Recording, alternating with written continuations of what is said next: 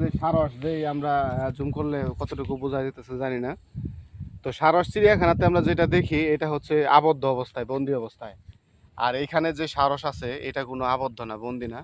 সে উন্মুক্ত আকাশে উড়ে বেড়ায় এবং সে তার নিজের খাবার নিজেই ব্যবস্থা করে খায়। তো এই কারণে এই প্রকৃতির কাছে আপনারা আসবেন, মন ভালো হবে। এই সাইডে দেখাও, এই সাইডে আপনার নদী, আর এই সাইডে হচ্ছে খামার, খামারের মধ্যে এটা কিন্তু কেউ অতিথি ভাববেন না, অতিথি পাখি ভাইবা কেউ ভুল করবেন না। এটা হচ্ছে সারস পাখি, এটা প্রকৃতিতে খুব রেয়ার, এখন দেখা যায় না। তো তারপরেও মোটামুটি এখন আমরা অনেকদিন পরে দেখতে পাইলাম। আর যেহেতু আজকে এদিকে আসছিলাম ঘোরার জন্য, তো আমাদেরও সৌভাগ্য এটা দেখতে পেলাম। তো কাছ থেকে দেখতে পারলে আরও বেশি ভালো লাগতো, কিন্তু কাছে গেলে এটা উড়ে চলে যাবে। যেই কারণে আপনি মানে সরাসরি নিজের আল্লাহর দেওয়া চোখ দিয়ে যদি আপনি না দেখেন, তাহলে এটার শান্তি ফিল আপনি বুঝতে পারবেন না। এতটুকুই। আসসালামু আলাইকুম।